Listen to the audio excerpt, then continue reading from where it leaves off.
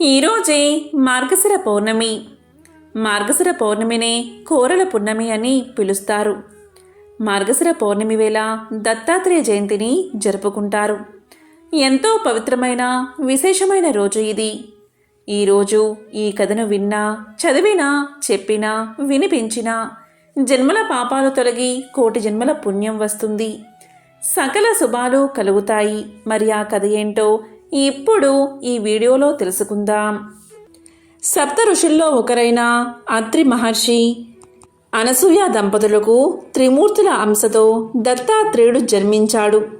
సృష్టికర్త బ్రహ్మ సృష్టికి ముందుగా అత్రిని సృష్టించాడు. అత్రి మహా తపస్సంపన్నుడు. అత్రికి కర్దమ ప్రజాపతి కూతురు అయిన అనసూయతో వివాహం జరిగింది. అనసూయ మహాపతివ్రతగా పేరు తెచ్చుకుంది. ఒకసారి త్రిమూర్తులు మానవ రూపంలో అత్రి మహర్షి ఆశ్రమానికి వస్తారు. వారు ఆశ్రమంలో కాలు మోపగానే భూమి పులకిస్తుంది. జంతువులు, పక్షులు ఆనందంగా కేరింతలు కొడతాయి. పూలతో నిండిన చెట్లు, కొమ్మలు పరవశంగా అటూ ఇటూ ఊగుతాయి. ఆహ్లాదకరమైన వాతావరణంలో ఆనందంలో కేరింతలు కొడుతున్న ఋషి బాలుని చూసిన త్రిమూర్తులు మనం కూడా కొంతకాలం అత్రి ఆశ్రమంలో ఉండాలి అనుకుంటారు. ఆశ్రమానికి వచ్చిన అతిథులకు అత్రి దంపతులు సకలోపచారాలు చేసి ఆతిథ్యం స్వీకరించమని కోరతారు. అయితే ఆతిథ్యం స్వీకరించడానికి త్రిమూర్తులు ఒక షరతు పెడతారు. అనసూయ శరీరంపై ఎటువంటి వస్త్రాలు లేకుండా నగ్నంగా వడ్డించాలి అని షరతు పెడతారు. వచ్చిన వారు సాక్షాత్తు త్రిమూర్తులే అని గ్రహించిన అనసూయ తన మంత్రశక్తితో త్రిమూర్తులను పసిపిల్లలుగా మార్చి వారికి స్తనమిచ్చి ఆకలి తీరుస్తుంది. ఆశ్రమంలో త్రిమూర్తులు ఆనందంగా గడుపుతూ ఉంటారు. సరస్వతి, లక్ష్మి, పార్వతులు భర్తలను వెతుక్కుంటూ అత్రి మహర్షి ఆశ్రమానికి వస్తారు. పసి పిల్లలుగా ఉన్న తమ భర్తలను గుర్తించలేక తమ భర్తలకు యథారూపం ఇవ్వమని అనసూయను కోరతారు. అప్పుడు అనసూయ తన మంత్రశక్తితో త్రిమూర్తులకు యథారూపాన్ని ఇస్తుంది. అత్రి దంపతుల భక్తి, వారు చూపించిన పుత్ర వాత్సల్యానికి మెచ్చి త్రిమూర్తుల అంశతో ముగ్గురు పిల్లలుగా జన్మించేటట్లు త్రిమూర్తులు వరమిస్తారు. తర్వాత కాలంలో మహా తపస్సంపన్నుడైన అత్రి మహర్షి నేత్రం నుంచి బ్రహ్మచంద్రుడిగా జన్మిస్తాడు. అనసూయ గర్భాన శ్రీ మహావిష్ణువు దత్తాత్రేయుడిగాను, మహేశ్వరుడు దూర్వాస మహర్షిగాను జన్మిస్తారు. శ్రీ మహావిష్ణువు అంశతో జన్మించిన దత్తాత్రేయుడిలో బ్రహ్మ మహేశ్వరులు శక్తి కూడా ప్రవేశించి దత్తాత్రేయుడు మహాజ్ఞానిగా మారతాడు. మహా తపస్సంపన్నుడైన దత్తాత్రేయుడు దేవతలకు, ఋషులకు, మానవులకు జ్ఞాన బోధ చేసి ఆది గురువుగా గుర్తింపు పొందాడు. దత్తాత్రేయుడు 16 అవతారాలతో కనిపించి భక్తులను అనుగ్రహించినట్లుగా కూడా చెప్తారు. దత్తాత్రేయుడి చరిత్రకు సంబంధించిన కొన్ని కథలను ఇప్పుడు తెలుసుకుందాం. పూర్వం ప్రతిష్టానపురంలో కౌశికుడు అనే బ్రాహ్మణుడు ఉండేవాడు. అతని అదృష్టం కొద్దీ సుమతి భార్యగా లభించింది. కౌశికుడు ఎంత కోపిష్టివాడో అతని భార్య అయిన సుమతి అంత శాంత స్వభావం కలది. కౌశికుడు నిత్యము కూడా బయట తిరుగుతూ ఇతర స్త్రీల పట్ల అధికంగా వ్యామోహం కలిగి ఉండేవాడు. దానికి విరుద్ధంగా సుమతి మహాపతివ్రత. కౌశికుడు ఎక్కువగా చెడు తిరుగుళ్ళు తిరగడంతో కుష్టు రోగం తెచ్చుకున్నాడు. అయినప్పటికీ సుమతి మాత్రం అతన్ని వదలకుండా దైవంలాగే సేవ చేసుకుంటూ తన జీవితాన్ని గడుపుతూ ఉంది. ఇలా ఉండగా కౌశికుడు ఒకనాడు వేశ్యకాంతను చూశాడు. తనను ఆమె దగ్గరకు తీసుకుని వెళ్లాల్సిందిగా ప్రతిరోజు భార్యను వేధించేవాడు. దాంతో సుమతి ఒకరోజు వేశ్య దగ్గరకు వెళ్లి వేశ్యను ఒప్పిస్తుంది. అప్పుడు సుమతి తన భర్తను భుజాలపై ఎక్కించుకుని వేసి ఇంటికి తీసుకుని పోతూ ఉండగా దారిలో ఒక చోట కౌశికుని కాలు చీకటిలో ఒక మునికి తగులుతుంది. అయితే ఆ కాలు తగిలిన వ్యక్తి మాండవ్య మహాముని. కౌశికుడి కాలు తనకు తగలడంతో మాండవ్యముని కోపంతో నన్ను బాధించిన నీ శరీరం సూర్యోదయం అయ్యేలోపు 1000 ముక్కలు కావాలి అని శపిస్తాడు. అక్కడే ఉన్న సుమతి మాండవ్యముని శాపం విని నా భర్త చనిపోకుండా ఉండాలంటే అసలు సూర్యోదయమే కాకుండా ఆగిపోవాలి అని కోరుకుంటుంది. ఆమె కోరిక నెరవేరి సూర్యోదయం కాకుండా అలాగే ఉండిపోతుంది. లోకమంతటా ఒక్కసారిగా తల క్రిందులు అయిపోయింది. అప్పుడు బ్రహ్మాది దేవతలు, తల్లి, సూర్యోదయం కాకపోవడం వల్ల లోకాలన్నీ తల్లడిల్లుతున్నాయి. నీ భర్త చనిపోకుండా మేము అతన్ని రక్షించి ఆరోగ్యవంతుణ్ణి సుగుణవంతుణ్ణి చేస్తాం అని తెలియచేస్తారు. దాంతో సుమతి తన శాపాన్ని ఉపసంహరించుకుని సూర్యోదయం కావాల్సిందిగా అనుమతించింది. అలా సూర్యోదయం కాగానే కౌశికుడు మరణిస్తాడు. వెంటనే అనసూయ అక్కడికి చేరుకుని అతన్ని పునర్జీవితుణ్ణి చేస్తుంది. ఇదంతా నువ్వు చేసిన సహాయం వల్లే జరిగింది అని అనసూయను దేవతలు మెచ్చుకుని ఏదైనా వరం కోరుకోమంటారు. అప్పుడు అనసూయాదేవి, త్రిమూర్తులు నా కడుపులో పుట్టేటట్లు అనుగ్రహించండి అని కోరింది. కొంతకాలం తర్వాత అనసూయాదేవి గర్భాన్ని ధరించి దత్తాత్రేయుడికి జన్మనిచ్చింది. దత్తాత్రేయుడు శ్రీమన్నారాయణ యొక్క 6వ అవతారమని భాగవతం అదేవిధంగా విష్ణు పురాణం తెలియచేస్తుంది. అత్రి మహర్షి అనసూయ పుత్రుడే ఈ దత్తాత్రేయుడు. దత్తము అంటే సమర్పించుకోవడం. దత్తుడు జ్ఞానబోధ కోసం తన్ను తాను అంకితం చేసుకున్నాడు. అత్రి పుత్రుడు కాబట్టి ఆత్రేయుడు అనే పేరు వచ్చింది. పూర్వం జంబాసురుడు అనే రాక్షసుడు త్రిలోకాధిపత్యం కోసం శివుడి గురించి ఘోర తపస్సు చేశాడు. అతని తపస్సుకు మెచ్చిన శివుడు ప్రత్యక్షమై అతను కోరుకున్న వరాన్ని ఇచ్చాడు. ఇంకేముంది, జంబాసురుడు దేవతల మీద దండయాత్ర చేసి ఇంద్ర పదవిని చేజెక్కించుకుని ఇంద్రుణ్ణి తరిమి కొట్టాడు. పాపం, ఇంద్రుడు ఇతర దేవతలను తీసుకుని బ్రహ్మదేవుడు దేవతల గురువైన బృహస్పతి దగ్గరకు వెళ్లి సమాలోచన చేశాడు. వారు దగ్గరలో సహ్యాది పర్వతం పైన ఉన్న దత్తాత్రేయుణ్ణి శరణు వేడమని, ఆయన తప్ప ఇంద్రుని ఆపద తీర్చేవారెవరూ లేరని సలహా ఇస్తారు. ఇంద్రుడు వారి సలహాపై దత్తాత్రేయుణ్ణి శరణు వేడుతాడు. దత్తాత్రేయుడు చిత్ర విచిత్రంగా ప్రవర్తిస్తాడు. అసలు ఇంద్రుణ్ణి గుర్తుపట్టినట్లు ఉంటాడు. ఇంద్రుడు అతన్ని పరిపరి విధాలా ప్రార్థించి నువ్వు తప్ప వేరే గతి లేదంటే చివరికి కరుణించి తన నిజ స్వరూపాన్ని చూపిస్తాడు దత్తాత్రేయుడు. ఇంద్రుడి ప్రార్థన ఆలకించి ఉపాయం చెబుతాడు దత్తాత్రేయుడు. నువ్వు దేవతలతో సహా వెళ్లి జంబాసురుణ్ణి నా ఆశ్రమం దగ్గరకు తీసుకురమ్మంటాడు. దత్తాత్రేయుని ఆజ్ఞ ప్రకారం ఇంద్రుడు తన సైన్యంతో సహా వెళ్లి జంబాసురునితో యుద్ధం చేస్తున్నట్లు నటిస్తూ వెనక్కి నడుస్తూ దత్తాత్రేయుని ఆశ్రమం దగ్గరకు తీసుకొస్తాడు. యుద్ధం చేస్తూ ముందుకు వస్తున్న జంబాసురుడు దత్తాత్రేయుడి పక్కన ఉన్న ఆయన భార్య అయిన అనగాదేవిని చూస్తాడు. ఆమె అమోఘ సౌందర్యం చూసి మోహిస్తాడు జంబాసురుడు. ఆమెను తనతో తీసుకువెళ్లాలని ప్రయత్నిస్తాడు. అనగాదేవి భర్త వంక చూస్తుంది. దత్తాత్రేయుడు వెళ్ళమని సైగ చేస్తాడు. అప్పుడు అనగాదేవి జంబాసురుడికి ఒక షరతు పెడుతుంది. నాకు నీ శిరస్సుపై నాట్యం చెయ్యాలని ఉంది. అలా నాట్యం చెయ్యనిస్తే వస్తాను అని చెబుతుంది. జంబాసురుడు అంత అద్భుత సౌందర్యరాశి తన శిరస్సుపై నాట్యం చేయడానికి సంతోషంగా అంగీకరిస్తాడు. అనగాదేవి జంబాసురుని శిరస్సుపై నాట్యం చేస్తూ ఉండగా ఆ తన్మయత్వంలో, ఆ మత్తులో జంబాసురుడి సైన్యాన్ని సురసేనలు అంటే దేవతా సైన్యాలు దునుమాడుతాయి. నాట్యమైన ఆ పరాకులోనే ఉన్న జంబాసురుణ్ణి ఇంద్రుడు సంహరిస్తాడు. ఇది ఎలా సాధ్యమైంది అంటే అనగాదేవి సాక్షాత్తు మహాలక్ష్మి స్వరూపం.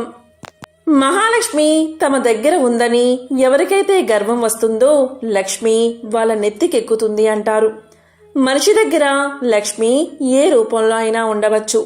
అది అందమైన, ఐశ్వర్యమైన, విద్య అయినా, ఏదైనా కళలో నైపుణ్యమైనా.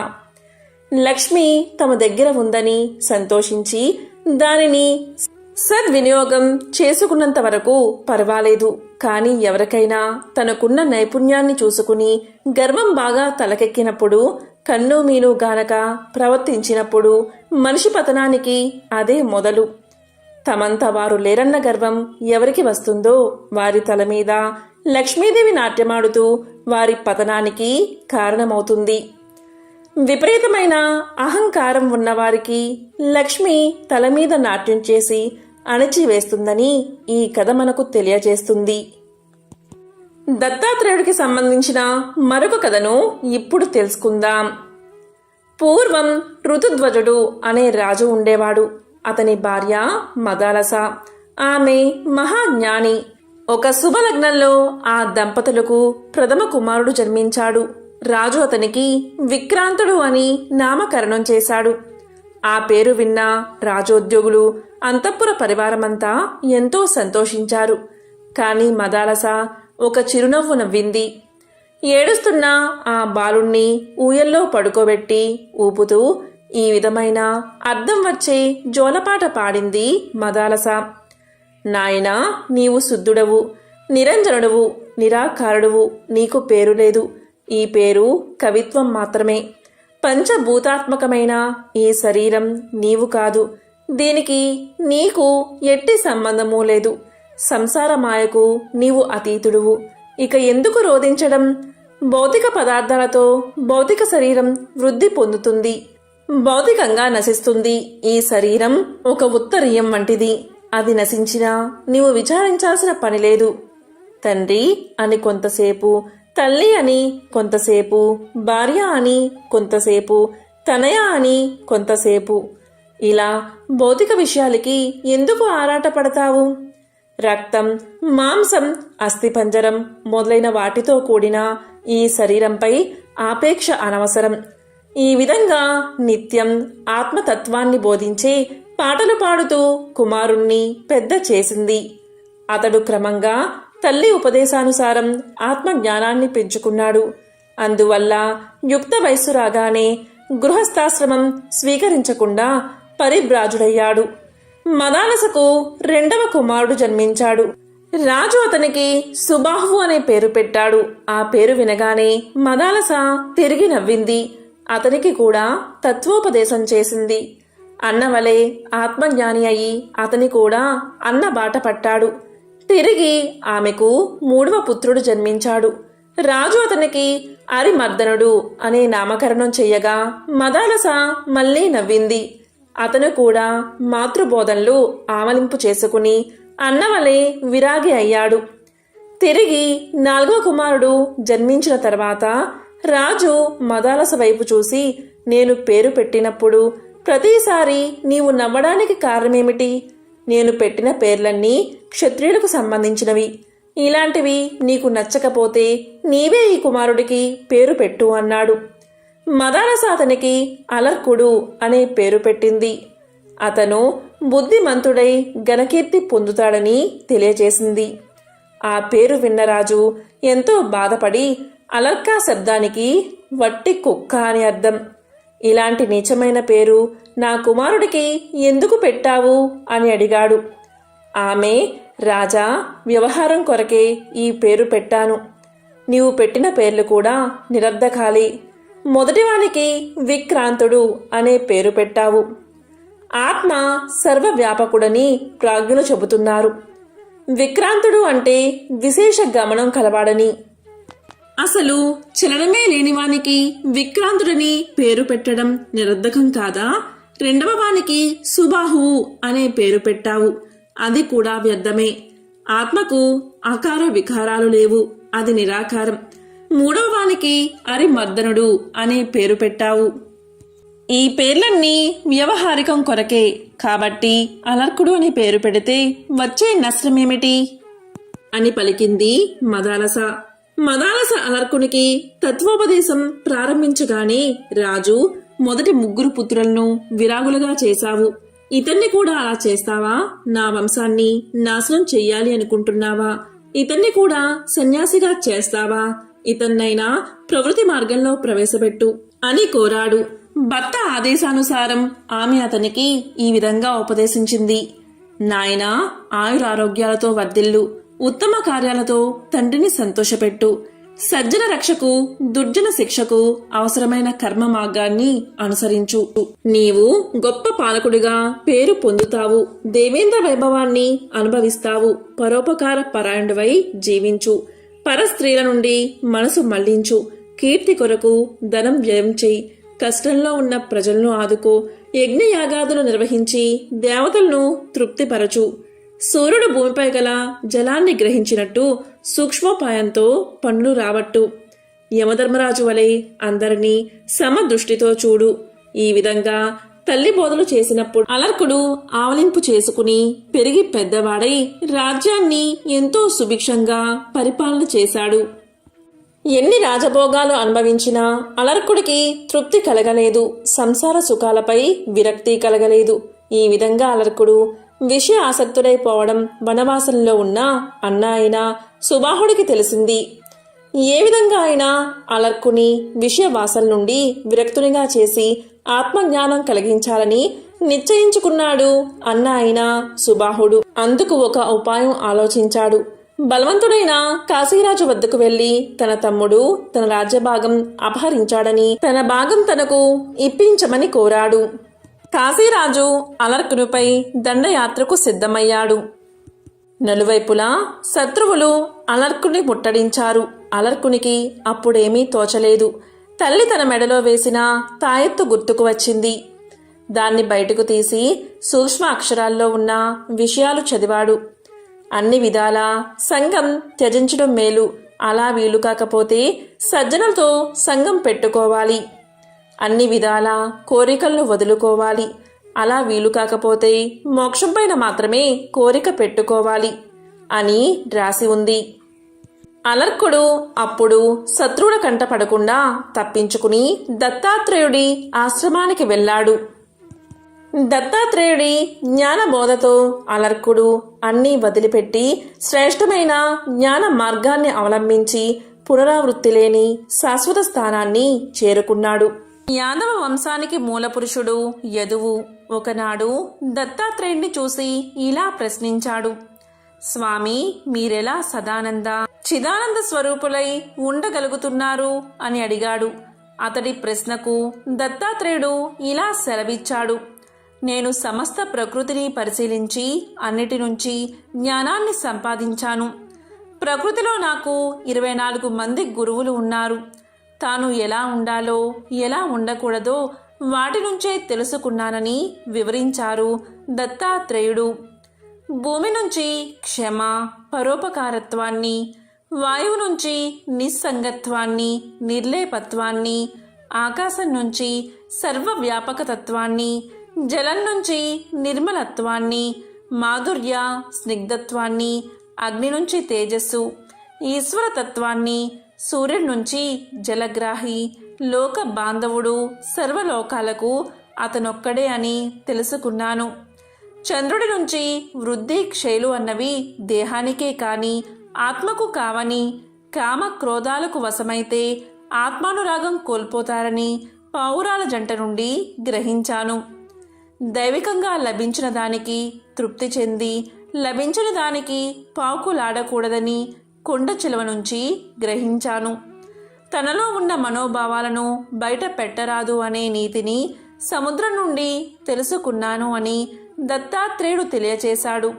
సుఖమని భ్రమించి మోహమనే జ్వాలాగ్నికి బలై మృత్యువుకి చేరువవుతుందనే విషయాన్ని మిడత నుండి గ్రహించాను.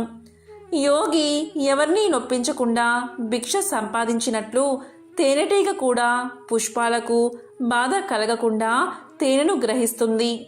ప్రతి పుష్పాన్ని వదలకుండా తేనెను సేకరించినట్లే ఏ గ్రంథాన్ని ఏ ఒక్క విషయాన్ని వదలకుండా శాస్త్రాధ్యయనం చేయాలనే సత్యాన్ని తేనెటీగ నుంచి తెలుసుకున్నాను. అలాగే తాను కష్టపడి కూడబెట్టిన తేనెను పరాయి వారికి వదిలేస్తుంది. అలాగే యోగులు రేపటి అవసరాల కోసం సంపాదించరు. తనకున్న స్త్రీ లోలత్వం వల్ల ఏనుగు ఎంత బలవంతమైనదైనా ఇతరులకు వశమవుతుంది. అందుకే స్త్రీ లోలత్వం వల్ల బానిసలు అవుతామనే నిజాన్ని ఏనుగు నుంచి తెలుసుకుంటే ఇతరులు సంపాదించిన వస్తువులను న్యాయ అన్యాయాలు ఆలోచించకుండా అపహరించేవాడు నీచుడవుతాడని మధుహరి ద్వారా గ్రహించాలని దత్తాత్రేయుడు తెలియచేశాడు. అమాయకత్వంతో లేడి వేటగాని వలలో చిక్కుతుంది. అందుకే అమాయకత్వం కూడదని, దాని ద్వారా జిహ్వా చాపల్యం ఎంతటి చేటు చేస్తుందో ఎరకు చిక్కిన చేప వల్ల భౌతిక వాంఛలు ధనాసకు లొంగి కాలాన్ని సమయాన్ని దుర్వినియోగం చేసుకోకూడదని ఒక వేశ్య జీవితం ద్వారా తెలుసుకున్నాను అని దత్తాత్రేయుడు తెలియచేశాడు. ఇతరులకు తనకు మధ్య తేడాలు గ్రహించలేని వారితో పోటీ పడ్డం మంచిది కాదని లకుముకి పిట్ట ద్వారా తెలుసుకున్నాను. పాప పుణ్యాలు తెలియక యోగితో సమానంగా ఉండాలని బాలుడి ద్వారా తెలుసుకున్నాను. ఎలాంటి పరిస్థితులు ఎదురైనా కుటుంబ గౌరవాన్ని కాపాడాలని కన్యక ద్వారా తెలుసుకున్నాను. విలుకాడి నుండి ఏకాగ్రత, తనకంటూ స్థిర నివాసం ఏర్పరచుకోరాదని పాము జీవితం నుంచి ఎన్నిసార్లు విఫలమైనా మళ్ళీ మళ్ళీ గూడును సృష్టించే సాలీడు ద్వారా ప్రయత్నం వల్ల కార్యసిద్ధి కలుగుతుందని తెలుసుకున్నాను. ప్రకృతిలో ప్రతి అణువుతో పాటు తన మనస్సు కూడా తనకు గురువే అని వెల్లడించాడు దత్తాత్రేయుడు. తానే ఎందరో దేవతలు, రాజులు, మునులకు గురువైన అహంకారం లేకుండా సృష్టిలోని ప్రతి అణువు నుంచి నేర్చుకుంటూ వాటికి శిష్యుడు కూడా అయ్యాడు దత్తాత్రేయుడు. సర్వ అపరాధ నాశాయ సర్వ పాప హరాయ చ దేవదేవాయ దేవాయ శ్రీ దత్తాత్రేయ నమోస్తుతే. కర్మను తిరస్కరించేవాడికి, సమస్త పాపాలను నశింపచేసేవాడికి నేను నమస్కారం చేస్తున్నాను. నేను దేవతలందరికీ నమస్కారం చేస్తున్నాను. నేను శ్రీ గురు దత్తాత్రేయుడికి నమస్కారం చేస్తున్నాను. దత్తాత్రేయుడు సాక్షాత్తు బ్రహ్మ విష్ణు మహేశ్వరుల స్వరూపం. ప్రహ్లాదుడి గురించి మనందరికీ తెలిసిందే. చిన్నతనంలో విష్ణు భగవానుడి యొక్క నరసింహ అవతారాన్ని దర్శనం చేసుకున్నాడు. కానీ అతను పెరిగి రాజు అయ్యాక దత్తాత్రేయుడి దర్శనాన్ని కూడా పొందాడు. ఆ కథ ఇప్పుడు విందాం. ప్రహ్లాదుడు రాజుగా అనేక భోగాలు అనుభవించాడు. ప్రాపంచిక దృక్కోణంలో అతనికి ఏమీ లోటు లేదు. అయినప్పటికీ అతని హృదయంలో తెలియని మూలలో అసంతృప్తి. క్రమంగా ఆ అసంతృప్తి అతనిని ఇబ్బంది పెట్టడం ప్రారంభించింది. ఈ ప్రపంచం యొక్క ముఖ్యమైన స్వభావం ఏమిటి? నా నిజమైన స్వభావం ఏమిటి? ఇలాంటి ప్రశ్నలు, ఇంకా ఇతర వేదాంతిక ప్రశ్నలు ప్రహ్లాదుణ్ణి కలవరపెట్టసాగాయి. పండితుల లోతైన చర్చలు మరియు సలహాల తర్వాత ప్రహ్లాదుడు తన ప్రశ్నలకు సమాధానాలు కనుక్కోవడానికి ప్రపంచాన్ని చుట్టుముట్టాడు. కాలక్రమేణా ప్రహ్లాదుడు దక్షిణ భారతదేశంలోని కావేరీ నది ఒడ్డున ఉన్న సహ్యాది ప్రాంతాలకు చేరుకున్నాడు. కావేరీ నది ఒడ్డున ప్రహ్లాదుడు ఇసుక మరియు బురదలో తిరుగుతున్న ఒక మునిని చూశాడు. అతను మామూలు మనిషి కాదని ప్రహ్లాదుడు భావించాడు. వెంటనే ఆ మహర్షి దగ్గరకు వెళ్లి వినయంతో ఆయనకు సాష్టాంగ నమస్కారం చేశాడు. మర్యాదగా ఇలా పలికాడు ప్రహ్లాదుడు, మునీంద్ర, నాకు ఒక సందేహం ఉంది. దయచేసి వినండి, అలాగే నాకు నిజం చెప్పండి. మహాత్మా, మీరు చాలా వింతగా చూస్తున్నారు.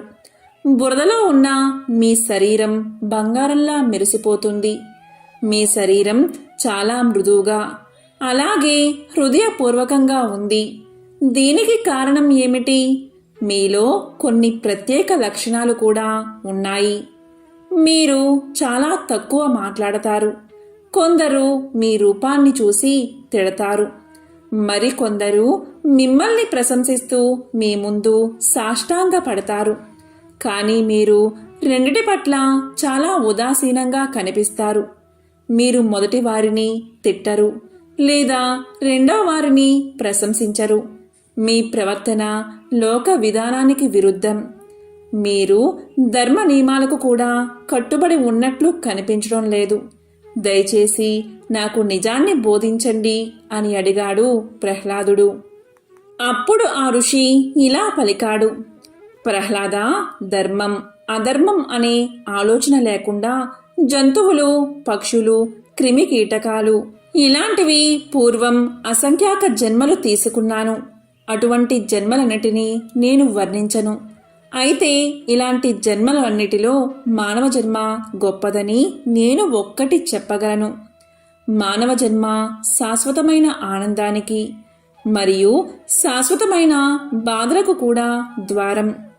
ఎంపిక మనదే. ఈ లోకంలో పాపాలు చేయడం వల్ల తక్కువ జన్మలు వస్తాయి మరియు పుణ్యకర్మలు చేయడం వల్ల ఆత్మ సాక్షాత్కారం కలుగుతుంది. అంతేకాదు, పుణ్యకార్యాలు చేస్తే మనిషి ఆనందంతో జీవిస్తాడు.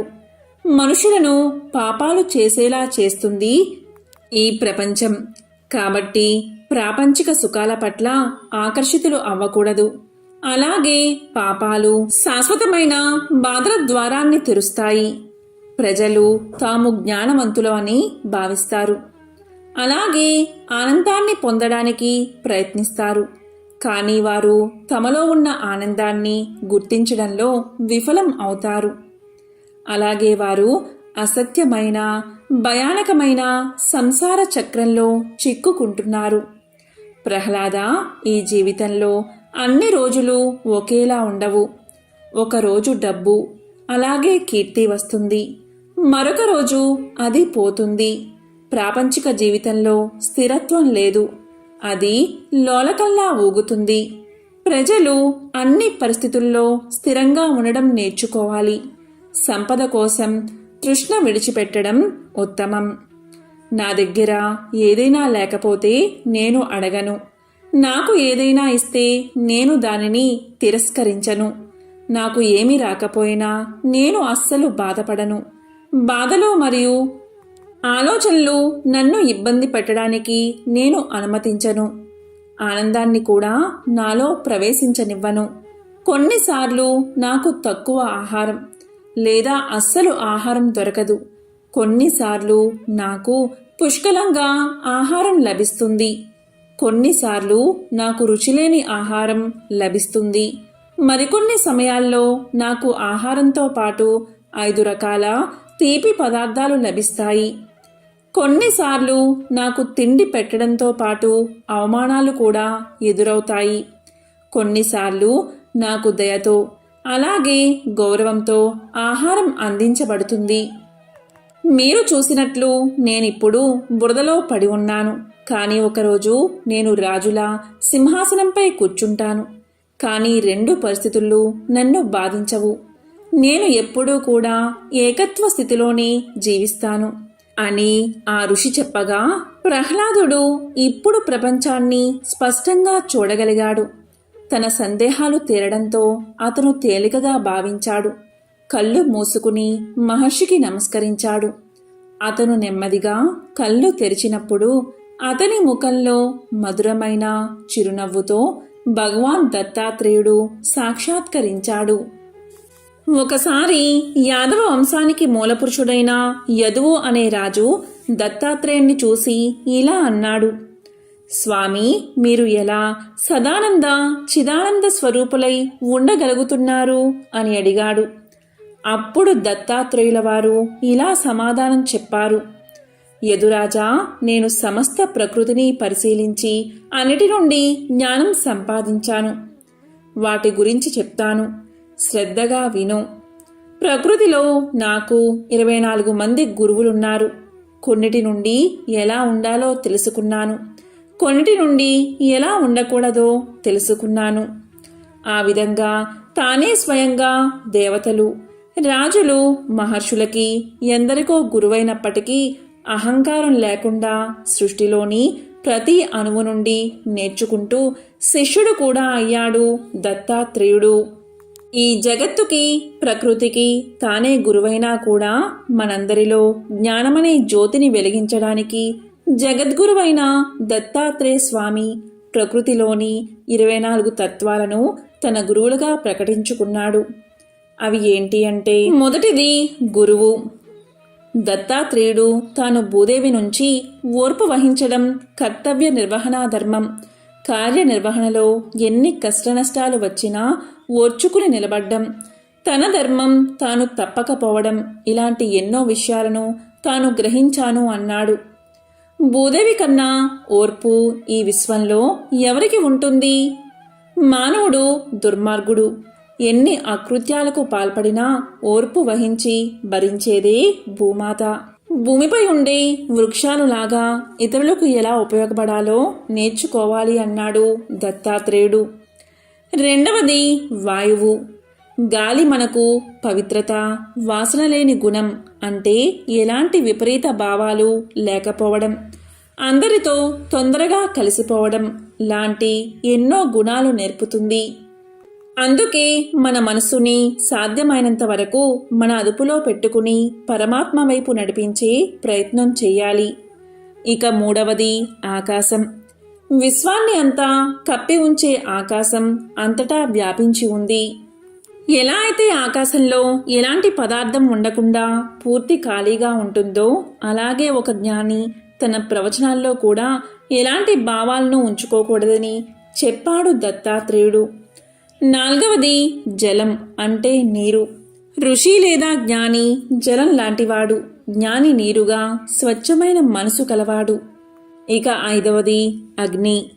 అగ్ని సమస్తాన్ని కబలించి ఆహారంగా స్వీకరిస్తుంది. అపవిత్ర పదార్థాలను స్వీకరించినా కానీ తాను మాత్రం పవిత్రంగానే ఉంటుంది.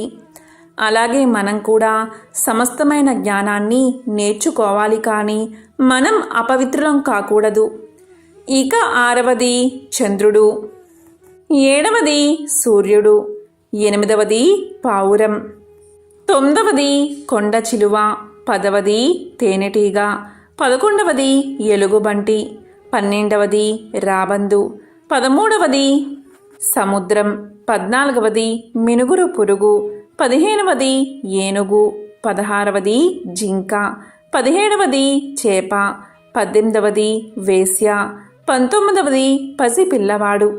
ఇక 20వది కన్య, 21వది పాము, 22వది లోహపు పసివాడు, 23వది సాలె పురుగు, 24వది గొంగలి పురుగు. ఇలా ఈ 24 గురువుల దగ్గర నుంచి మంచి చెడులు అనేవి నేర్చుకున్నాను అని దత్తాత్రేయుడు యాదవరాజుకు తెలియజేశాడు. సర్వరోగ నివారణ దత్తమంత్రం. నమస్తే భగవన్ దేవ దత్తాత్రేయ జగత్ప్రభో, సర్వరోగ ప్రశమనం కురు శాంతిం ప్రయచ్చమే. సర్వపాప నివారణ దత్త మంత్రం. అత్రిపుత్రో మహాతేజ దత్తాత్రేయో మహాముని, తస్య స్మరణ మాత్రేన సర్వపాపై ప్రముచ్యతే. ఈ మంత్రాలను పఠిస్తే చాలు సర్వపాపాలు నివృత్తి అవుతాయి. అలాగే దరిద్రం దూరమవుతుంది, సర్వరోగాలు నివారణ జరుగుతాయి. ఓం శ్రీ గురవే నమః. ఓం దత్తాత్రేయాయ నమః.